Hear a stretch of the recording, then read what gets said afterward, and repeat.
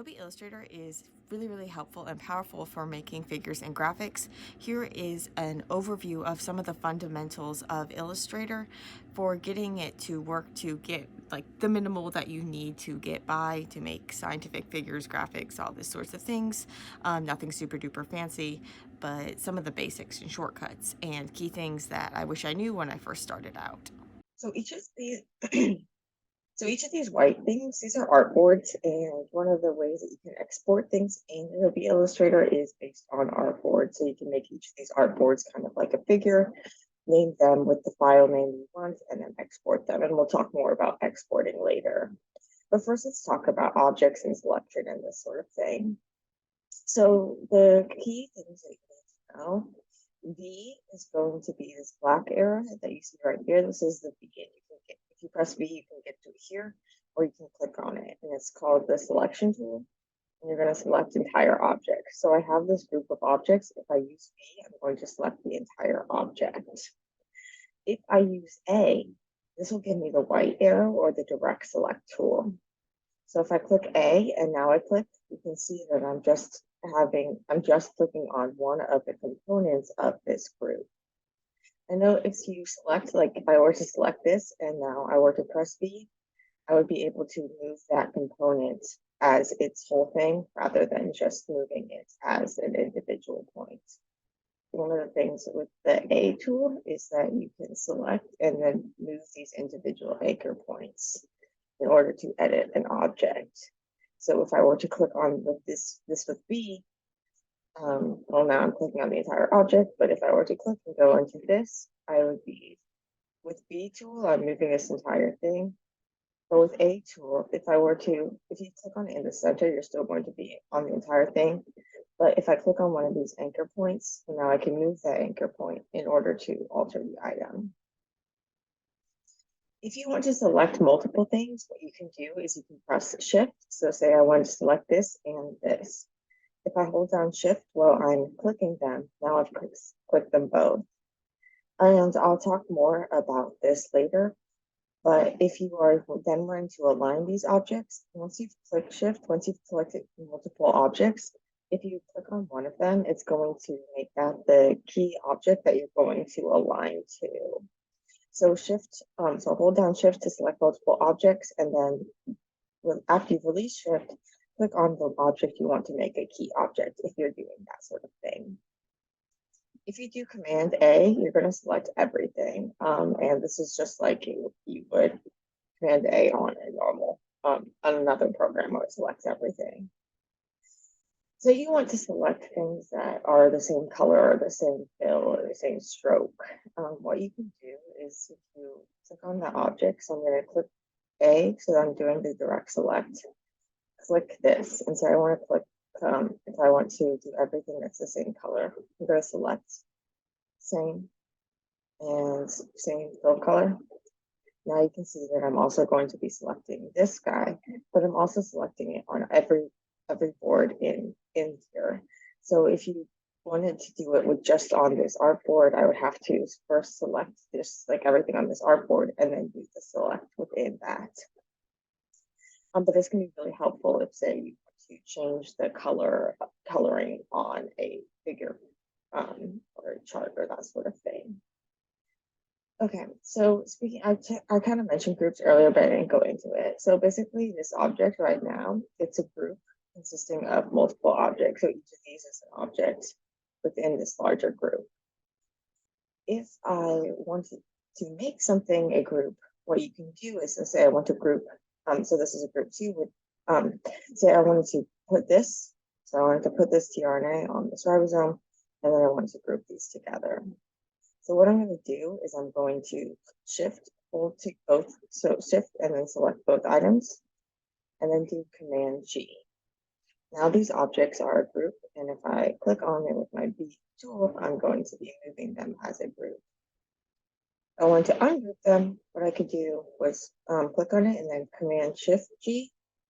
Now these should be movable as individual objects once again. Some other shortcuts, you can use basic shortcuts that would work for other computer programs. So Command Z to undo, Command Shift Z to redo.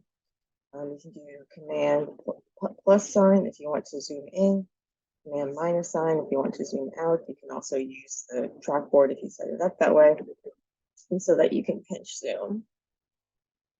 So right now you're seeing everything with all the nice color. If you press command Y, you can now see the outlines. This is especially helpful if you're working with things that are, say, similar colors or no colors. And basically you want to make sure that you can see lines and see where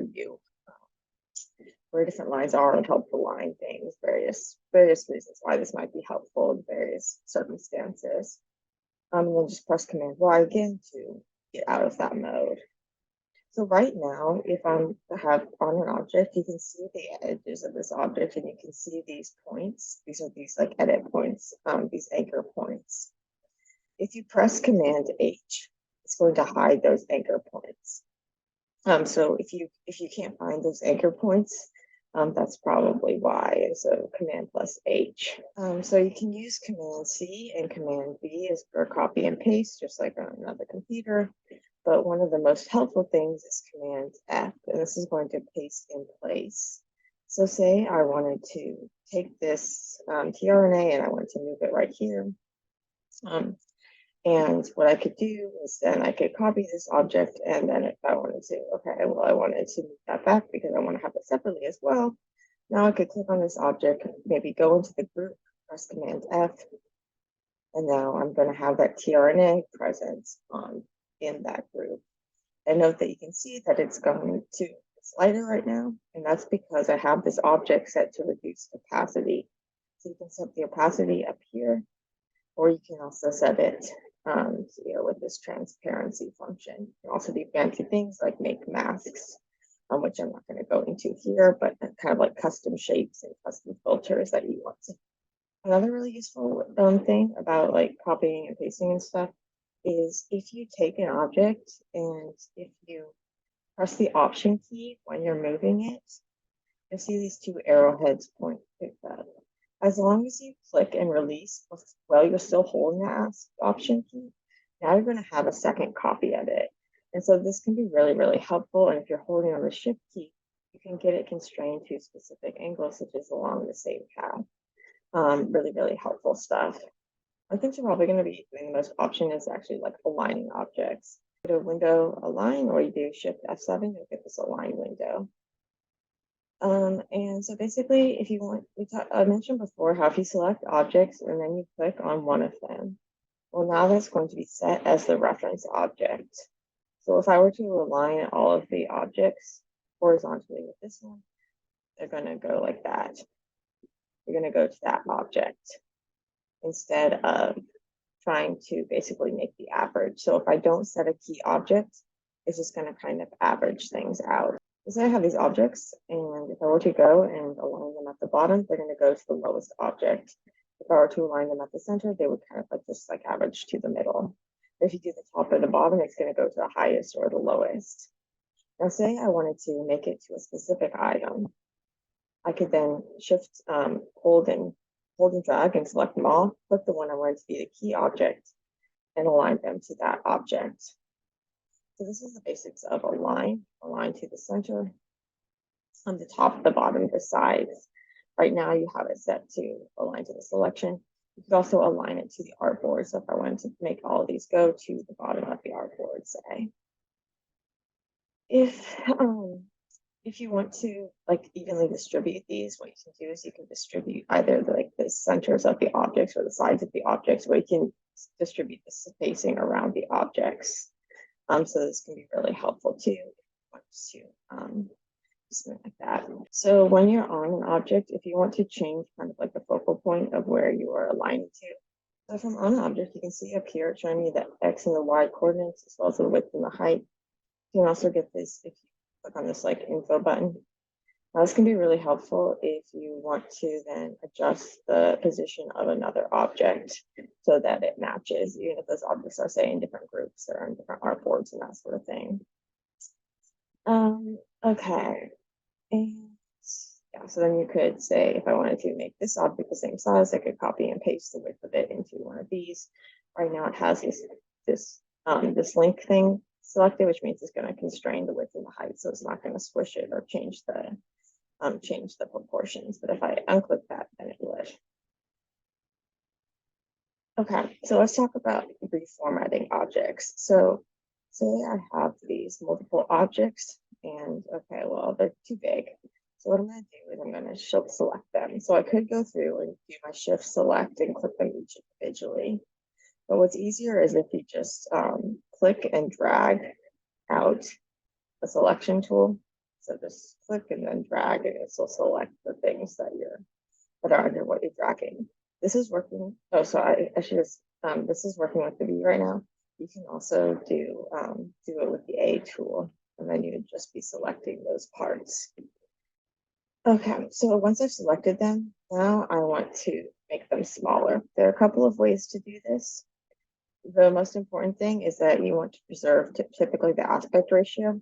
So if I were to just go in from the side, I'd be squishing the objects, which I don't want to do, so I command+Z. If I go from a corner, I can still be squishing the objects, which I don't want to do, so command+Z. But if you click and you press the shift button, well, now you're going to be preserving that aspect ratio. So that shift is going to allow you to preserve the aspect ratio. Shift is also useful for other things. So it's going to help constrain the movements that you can do so you don't accidentally move things in weird ways and so you can more consistently move things. And so if I wanted to say move this to the right, if I just try to like freehand move it to the right, it's probably going to get off of the line of the other ones. And if I wanted to keep them in line, that wouldn't be good. What I can do instead is if I press shift and then I drag it, it's going to keep it in line with these others. So it's only going to be moving in the horizontal direction. And if I press shift and move up and down, well, now it's going to constrain it in the vertical direction. If I wanted to rotate things, what you can do is if you go and you have an item and you go to the corner, if you're going to see this little arrow, this double-headed arrow pickup profile. Now you can then rotate the object. Right now it's just freely rotating as I pull. I have it set with some like smart guides and stuff, so it's good. It's trying to constrain it to various angles. But if you press shift, well, now you're really going to constrain the angles that it can do. It's a little confused right now because it's trying to align to the other objects. But basically with shift, you can then go to more defined angles and you can set which angles you want, what the tolerance you want to be and stuff in the settings. Another way to rotate an object is if you go and if you press R, now you're going to see this little blue thing. This is going to be like the rotation point. So say I wanted to rotate around this, on the top of the touch edge, now I can rotate around that point. But I don't want to do all that, so I'm just going to command. Okay, so now if you say I wanted to move this object, speaking of like where we have our anchor points and stuff, if I wanted to move this if I wanted to make this object bigger, what's going to happen is so I do shift and I make it bigger. But right now it's making it kind of like the anchor point, the way that it's making it size is kind of making it go right and down. But if I wanted it to go like in place, just get bigger around its central origin, what I could do is I could press the shift option. So option is going to keep it in place, and then shift is going to constrain the angles and constrain the proportions. So now I can make the object bigger in its original location. Again, I'm just going to command+Z to get out of that so that we don't mess it up. Okay, so we saw that when we move these, when we click them all, and then we scaled them, well, now what's going to happen is that just like kind of we saw with the option, we're seeing it all kind of move as a group. So we're scaling this white space as well. If we wanted to just make each of these bigger in place, what we can do is transform each. So I'm going to select them all. I'm going to go to Object, Transform each. Right now it's trying to rotate it because that was the last thing I did. But if I want to scale the objects, so say I want to make them each 125%, I could do that here. and this will allow me to scale them. You can also do reflections here. What's really helpful too is it'll show you a preview, and you can also, if you press copy, it'll make a copy of the things, which is helpful if you're doing a reflection and you want to keep the original, say. And you can do multiple transformations at once, and it's very, very helpful. And you can set where you want the anchor point or the focus points to be around which the effects are happening. So I really recommend this tool. You can also use it for rotating each of these individually in place like this. Really helpful if you have, say, labels on a figure that you're trying to then rotate the labels. I'm just going to cancel this right now. Not do that. Okay. So say when I was making this, I was changing the colors. I wanted these different amino acids to be, so which colors I wanted these circles to do. The eyedropper tool is going to let you kind of mimic them from another one. So for what I mean, so say I have this one right here, and I want to make this circle yellow.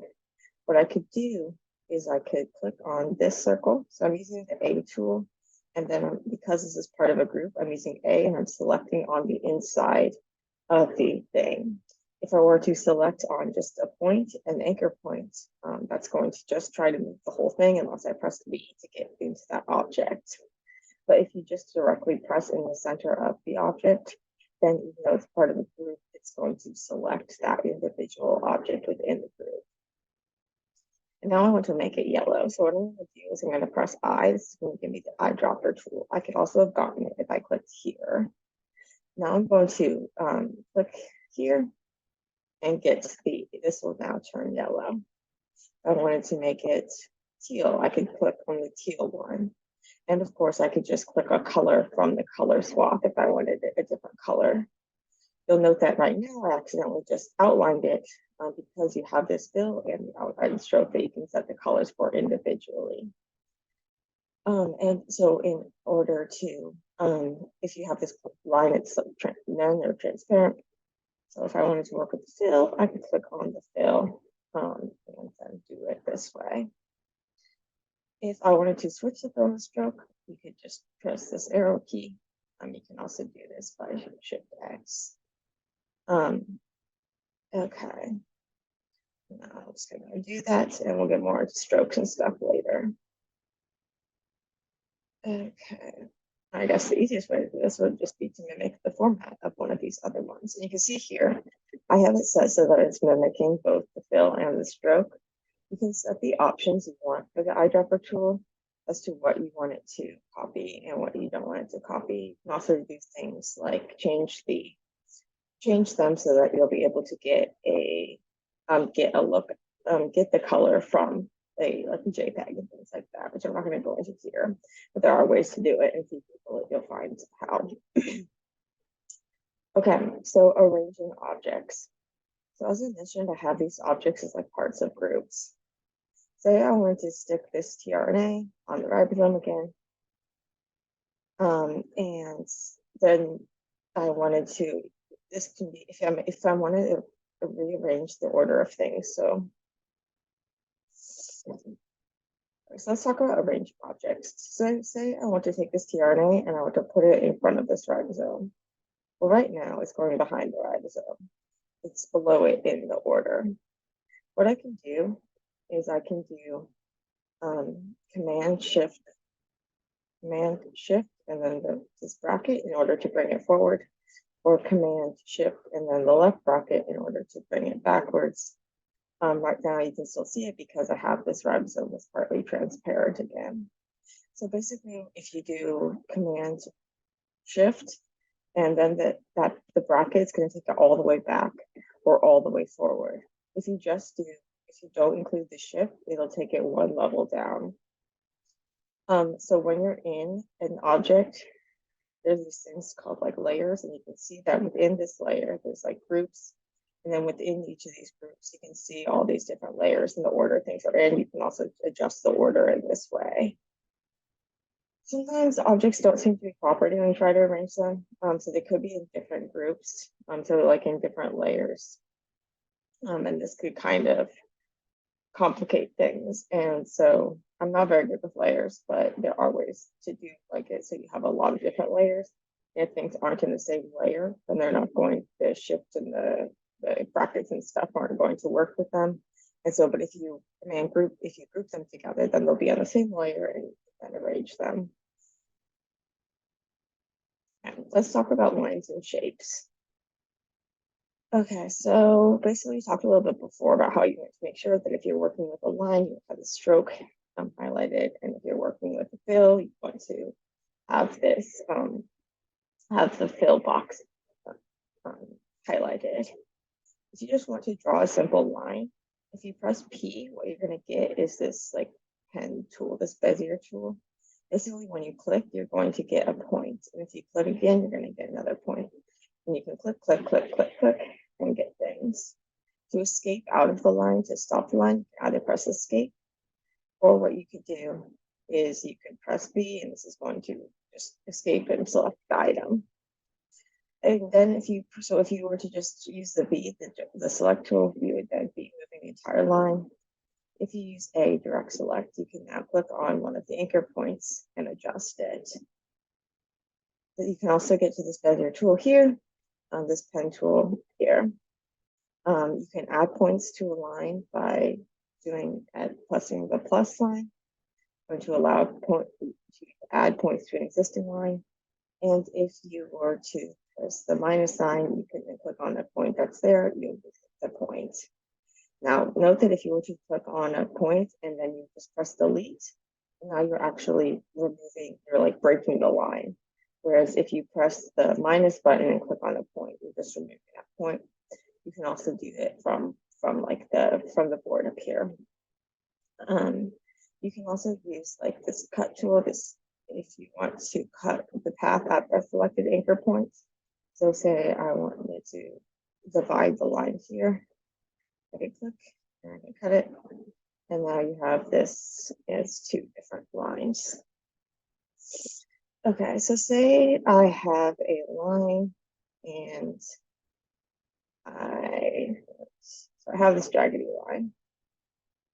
Okay, if I were to go in, so right now these lines are jaggedy because I just clicked on these different points. If I wanted a smooth line, I could click on one of these points. This like circle thing, if you were to go down, it's going to give you this divide. It's going to smooth it, but it's going to give you these 2 points. If you go and you press this anchor tool, so this is going to convert this anchor point to smooth, or it's already sharp to corner. But if it was smooth, I want to make it corner, I could click here. But it's smooth, so it's a corner, so I'm going to click here. And now it's going to be smooth. And I can move these handles in order to adjust them. I could also make those points smooth when I first made it, if I were to hold and drag when I made the point. So if you hold and drag when you make a point, now it's going to make those points smooth. You have to do this with each point, so I can still have sharp points and then dragging points. Say I decided that there's too many points in this path and it's too bumpy or complicated. What I can do is I can go to Object, Path, and Simplify. And now this is going to allow me to reduce the number of points in the line. And you can do this amount that you want. There's also ways to smooth lines. So if you go over here, right now it's on this pencil tool, which I'll talk about in a second, but if you go to the smooth tool, now you can kind of smooth things over. This pencil tool is nice if you want to draw smooth shapes in the beginning. It's kind of allow you, if you go to where your points overlap, you get this little circle and it's going to make a circle line. But the pencil tool can be really nice. Sometimes it makes too many points. And then you can go to your object path. Oops, I just added object path and simplify. Also with object paths, you can do things like offset the path if you want to make it a bigger version, or if you want to make a smaller version. And so this can be really helpful. Okay, basically, if I want to adjust Oh, another thing you can make is if you use this paintbrush, so I have built-in brush strokes as well as like custom brush strokes that you can make. You can make symbol strokes, which can be really helpful in various things like this.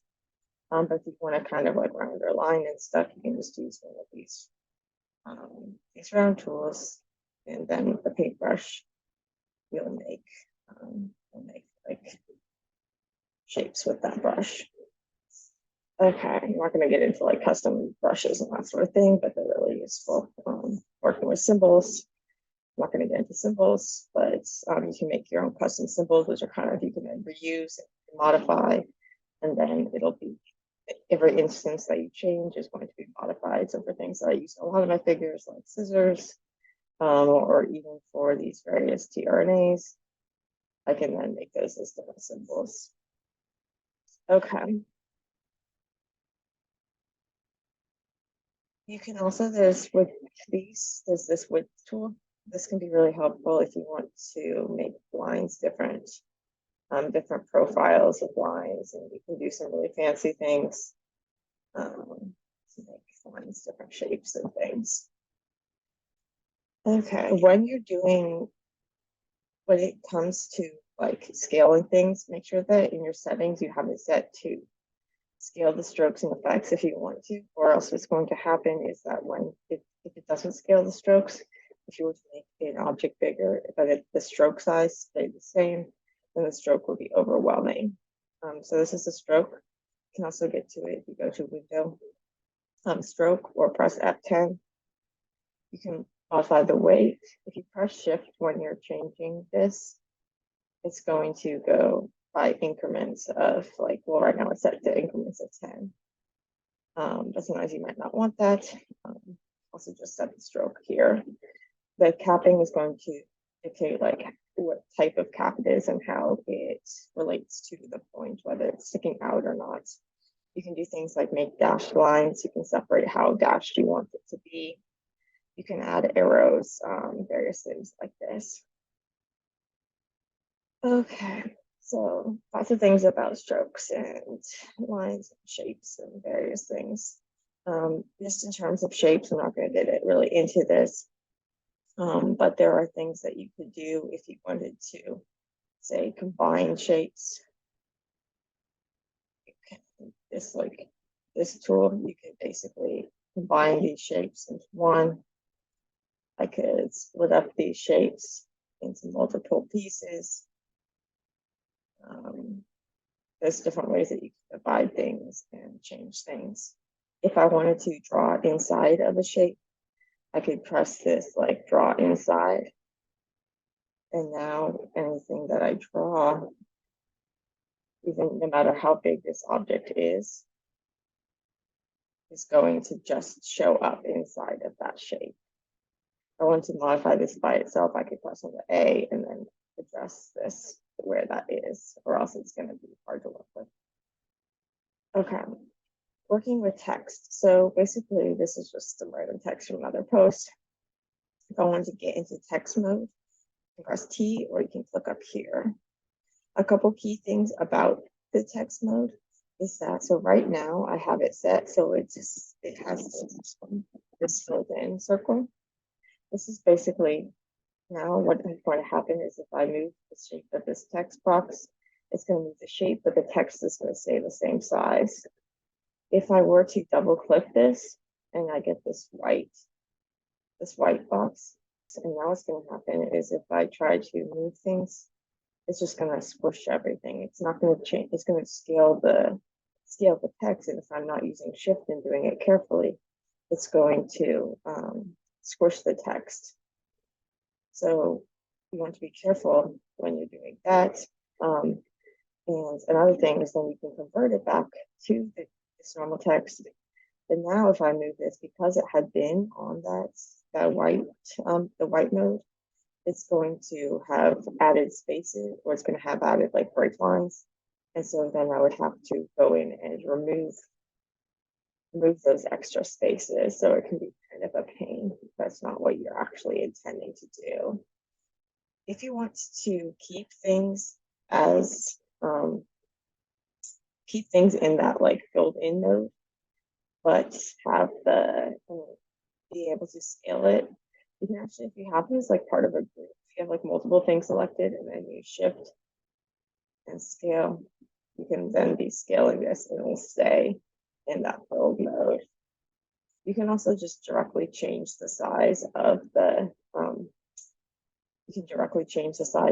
text if you go into your text mode. So if I go to type character right now, so we have it character, and I could change the size of the type. You see, there's not enough options here where you can use a show option. It's going to show you more things, such as say if you think the text looks weird, it might be because it's gotten squished. So you can reset the type, the scale, and this sort of thing, as well as the line spacing.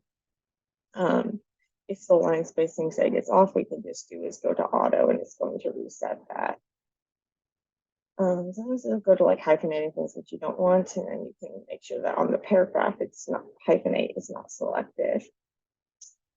It does have spell check, so if you wanted to do spell check, you can do edit spelling. Sometimes you might need to do it to teach your science, teach us in terms, because it doesn't know scientific terminology. Okay. You can also make, when you're in this mode, you can make custom shapes that you want the text to kind of like, you want the text to follow this weird shape. You can then alter the outline that you want the text to be following. Okay, we talked a little bit about artboards in the very beginning, but if you press Shift O, you're going to get to the artboards tool. You can also get to it by clicking over here. Each of these artboards is going to have a name. Name it up in the outer corner.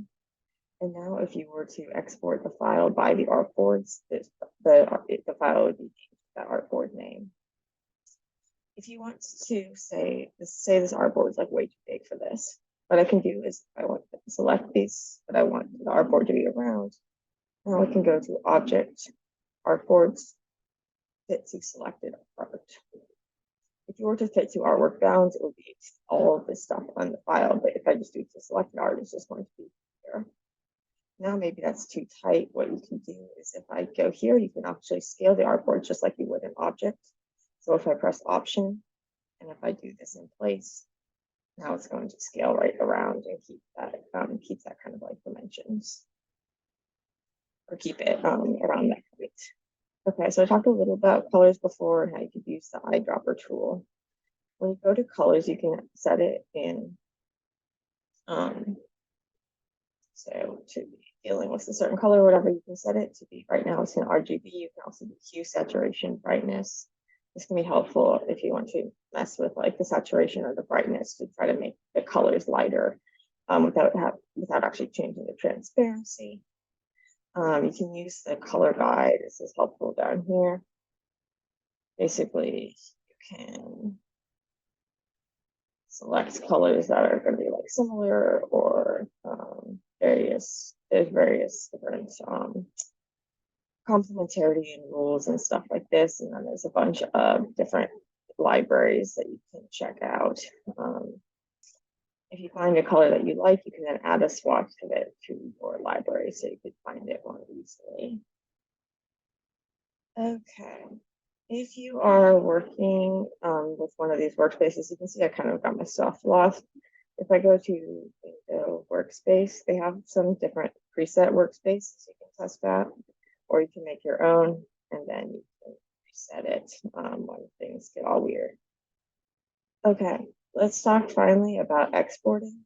So because it's a vector system, basically you can export it in any format without pixelation, as long as there's not a image in it. So if I were to make this, even though this is a vector format, so basically with the vector system, it's going to tell the computer how to draw the shape. So it's going to tell it like where to put those various points and things. And that way you can make it so that your file is going to be any size and it's not going to get all pixely. But if you have a image in it, now this is going to get pixely as you blow it up.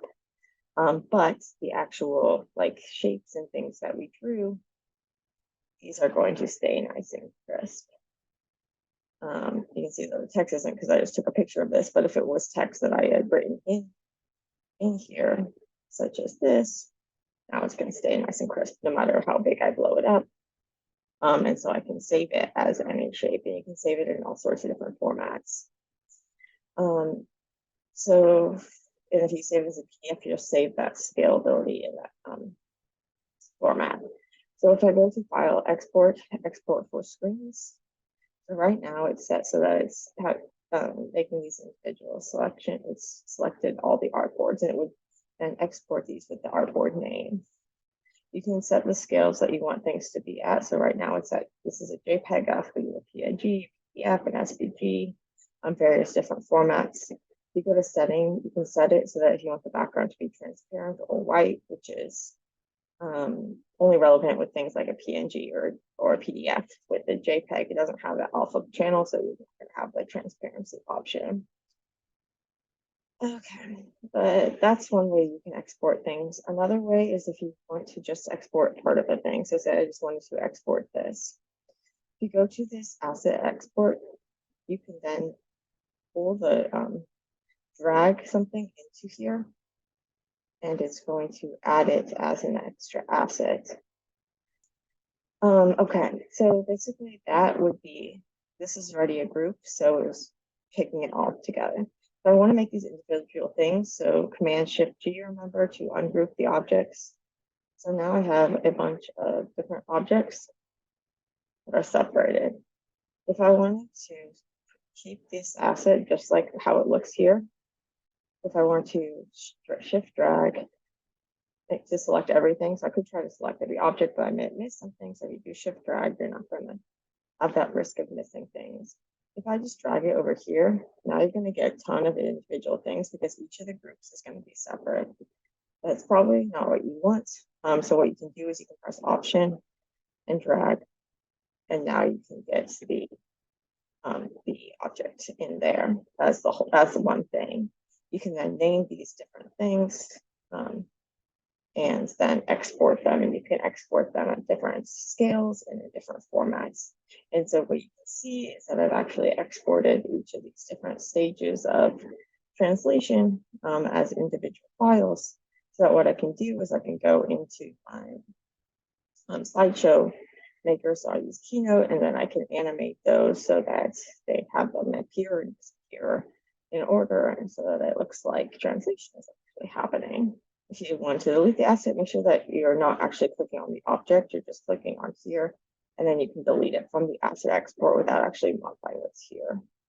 If I make an object, and if I put an object into my asset panel,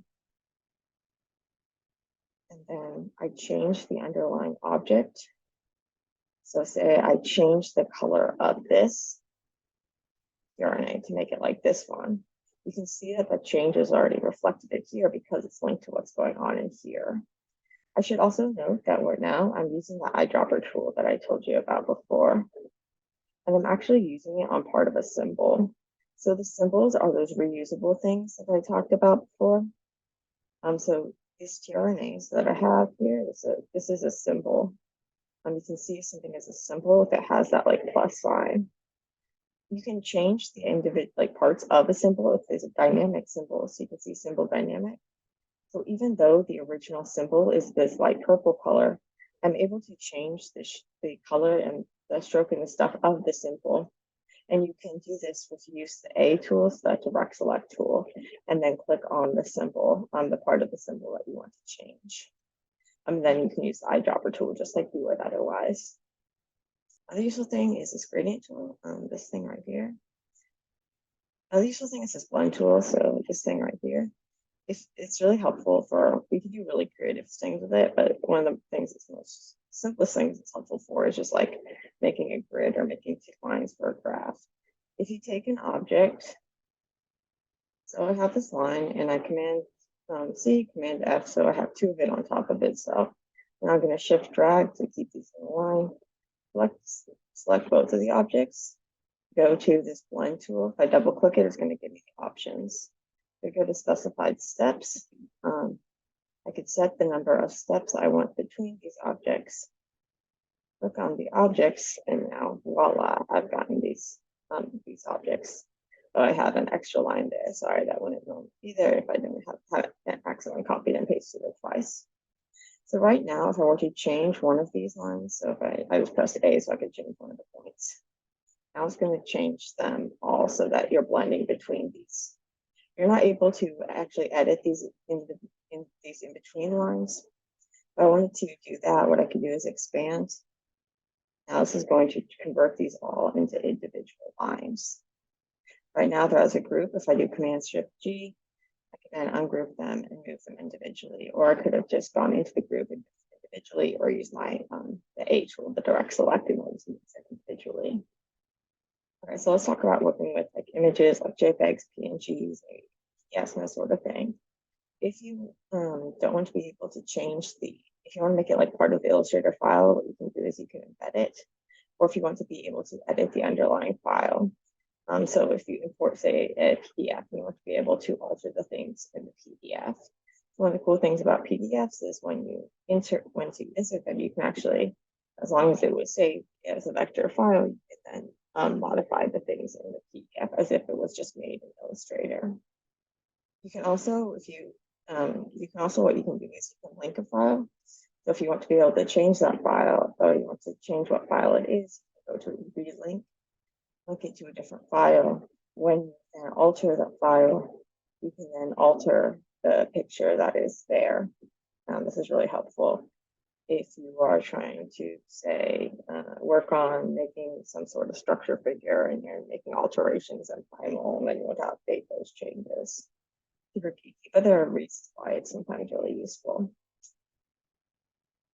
Okay, but when you save it, make sure that you have this in the setting that it saves the associated images, and the link files and stuff, so that if somebody else is to open the file, the picture will already be in there and it's not going to be searching their computer for a file that doesn't exist. Okay, so say this picture is too big, we just want to kind of like crop it. Well, what we could do is we could either crop it or we can mask it. So if I crop it, it's actually just going to like cut the picture. So crop it. If I crop it, it's just going to like cut the figure.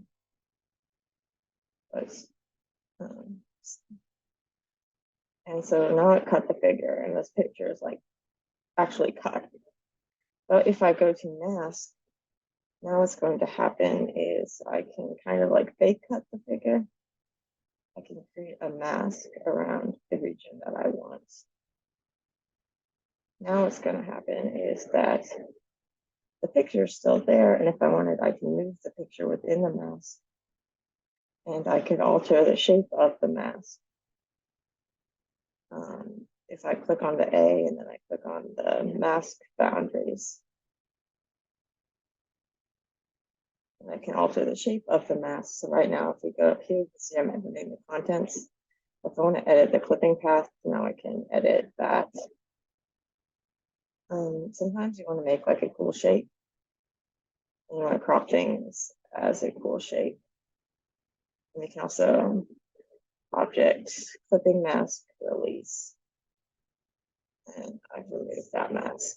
So you can see that it kind of made a shape that it then masked it. So made a clipping mask out of. If you want to make a custom shape, what you can do is you can make your custom shape, stick it on top of your figure, select them both, and go to Object, Clipping Mask, Make. And now it's going to make a clipping mask like that. Sometimes when you import a figure, it's going to have like weird clipping masks, and you'll need to actually undo the clipping masks. So you can do Object, Clipping Mask, Release, or you could click this option Command-7. And so sometimes if you're not sure what's going on with a file, but you're not able to like select things within it, or there seems to be a bunch of weird extra lines, you can do option Command-7 a bunch of times to remove the clipping masks. And sometimes too, if you are using an imported file, there's going to be weird extra lines. What you can do is if you go to Object, Path, Cleanup, You can then delete any stray points, unpainted objects, or empty text paths on your file. And this can be really helpful too. You can also see like weird invisible lines if you do that command+Y we were talking about, where you can see the outlines. And another thing about command+Y is now you're able to see the borders of both the image and the mask, and this can be helpful as well. There's way more you can do in Illustrator, but hopefully this gives you a basic idea of some of the key things about using this tool. It's really powerful, but it does have a high learning curve. They have a bunch of tutorials and things like that. So hopefully you're able to find things that can help you. Oh, one last just quick tool thing that's helpful is this puppet work tool, where basically you have an object. Let me go back to one of my shapes. Okay, I have this object and I just want to make it really weird looking. I could then like use this puppet warp tool in order to warp it. You could set different points, rotate around the points. So sometimes you can do some really neat things like this, but it's just kind of one of those hidden tools that sometimes it can be really useful. Then you might need to do or path simplify if it makes it weird, have a bunch of weird points of the smooth and that sort of thing. Okay, but anyway, that's the basics of Illustrator, and I hope that helps you.